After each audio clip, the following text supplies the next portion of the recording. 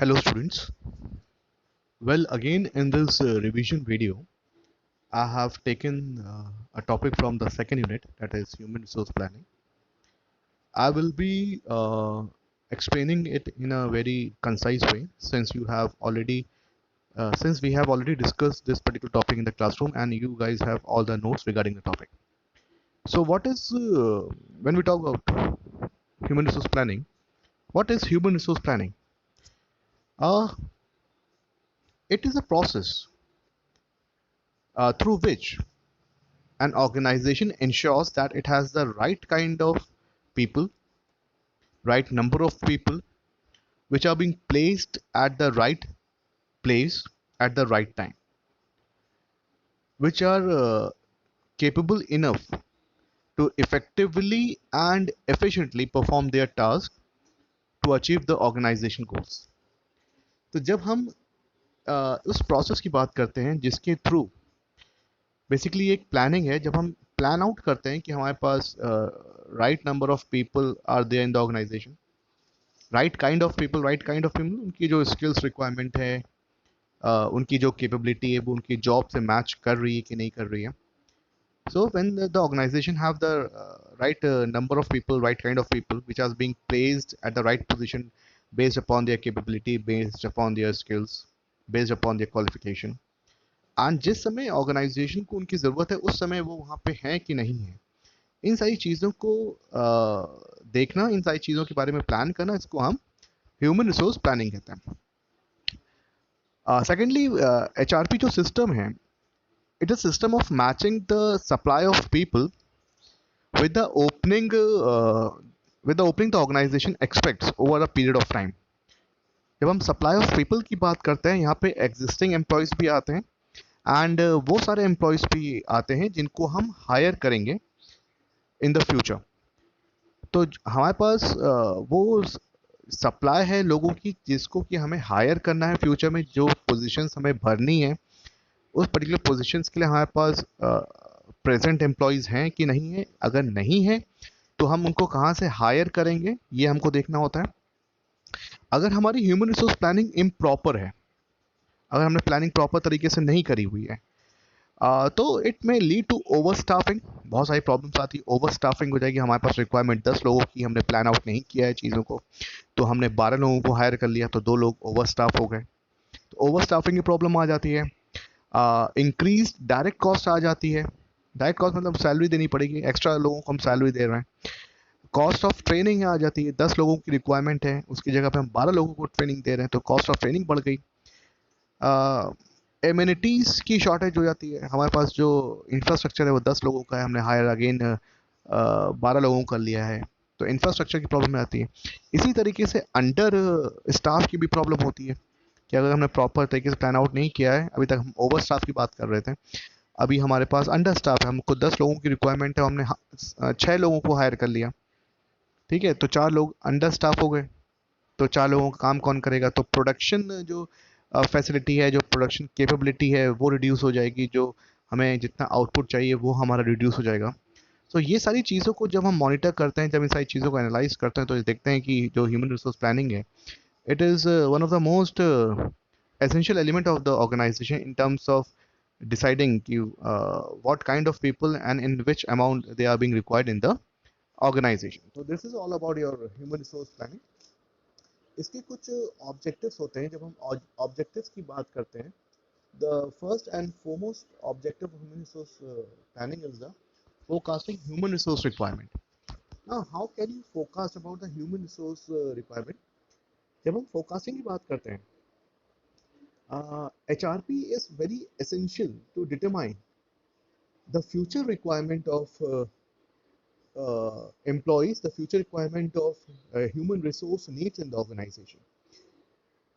अगर हमारे पास एक प्रॉपर प्लान नहीं होगा, and in the absence of that plan, it would have been very difficult to avail the services of the right kind of people at the right time.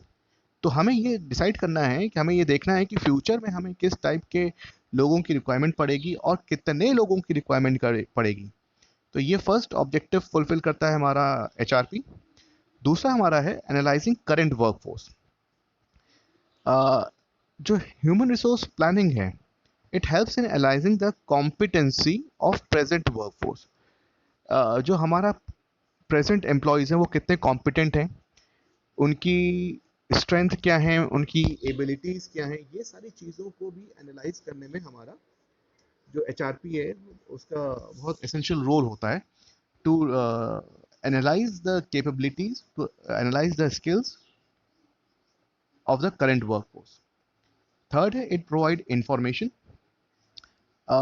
When we talk about information, information is gathered to HRP. अगर हम इसको एक MIS के form में देखें, MIS जो कि सारे मैनेजमेंट, सारे डिपार्टमेंट की इंफॉर्मेशन गैदर करता है, तो HRP जो है वो इंफॉर्मेशन गैदर्ड करता है हर एक डिपार्टमेंट से, हर एक लेवल से, and it is use for identifying surplus and unutilised human resource.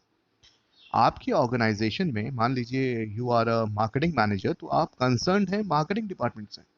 If you are a finance manager, तो आप कंसर्न है फाइनेंस डिपार्टमेंट से। But what about overall department? तो जो ओवरऑल डिपार्टमेंट की रिस्पॉन्सिबिलिटी आ जाती है वो आ जाती है एचआर के ऊपर। तो एचआर ये देखता है, ये इन्फॉर्मेशन गैदर करता है फ्रॉम ऑल द डिपार्टमेंट्स कि कहाँ पे कितना ह्यूमन रिसोर्स है, कहाँ पे किस डिपार्टमेंट में अंडर है, किस डिपार्टमेंट में ओवर स्टाफ्ड है, और कितना ह्यूमन रिसोर्स ऐसा है जिसको के पास कोई काम ही नहीं है। तो इन सारी चीज़ों को प्रॉपर मॉनिटर करके इंफॉर्मेशन गैदर करता है, एंड फिर चीज़ों को देखता है कि जो अनयूटिलाइज ह्यूमन रिसोर्स है उसको कैसे हम यूटिलाइज कर सकें, एंड जो सरप्लस ह्यूमन रिसोर्स है उसको हम कैसे अपने ऑर्गेनाइजेशन से एक प्लानिंग के थ्रू ट्रांसफ़र कर सकें, या उनको एक सिस्टमेटिक तरीके से रिटायरमेंट प्रोवाइड कर सकें। तो ये है आपका provide information. Next point is your effective utilization of human resource. Planning for human resource is the prime responsibility of management for to ensure effective utilization of present and future manpower. अगर हम अपने human resource को proper तरीके से manage नहीं कर रहे हैं, हम अपने ह्यूमन रिसोर्स को प्रॉपर तरीके से अरेंज नहीं कर रहे हैं, तो हम अपने चीज़ों को यूटिलाइज नहीं कर पाएंगे। ठीक है, effective utilisation is very important in terms of present man power, कि हम प्रेजेंट में जो हमारा मैन पावर है उसको हम प्रॉपर तरीके से यूटिलाइज कर रहे हैं, या जो फ्यूचर में हमें मैन पावर को हायर करना है उसको हम कैसे यूटिलाइज करेंगे। तो again it is the role, it is the objective of the human resource department to make provisions for the effective utilization of human resource.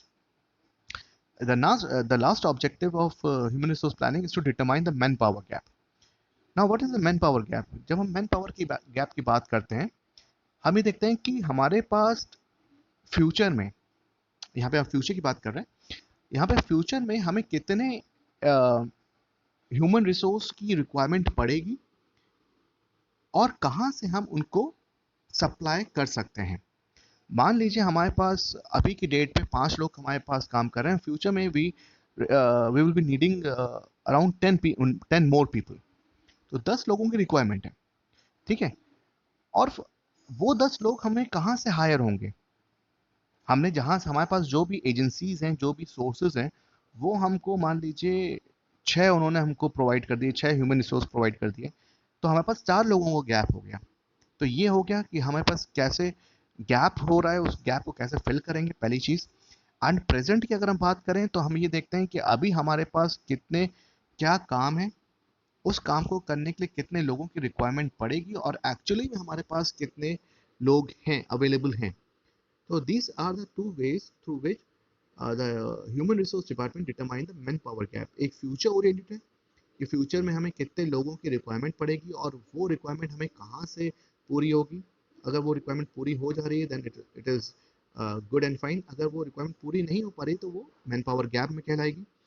And present level पे अगर हम बात करते हैं तो देखते हैं कि क्या टास्क है, उस टास्क को करने के लिए कितने लोगों की रिक्वायरमेंट है, और प्रेजेंटली हमारे पास कितने लोग हैं। अगर 10 लोगों की रिक्वायरमेंट है, हमारे पास 4 लोग हैं, तो 6 लोगों का हमारा मैन पावर गैप है। तो ये सारी चीज़ों को डिटरमाइन करता है हमारा human resource planning. So this is all about, I have explain you in a very concise way. You can refer to all my notes that I have given to you in the classroom. Till then thank you.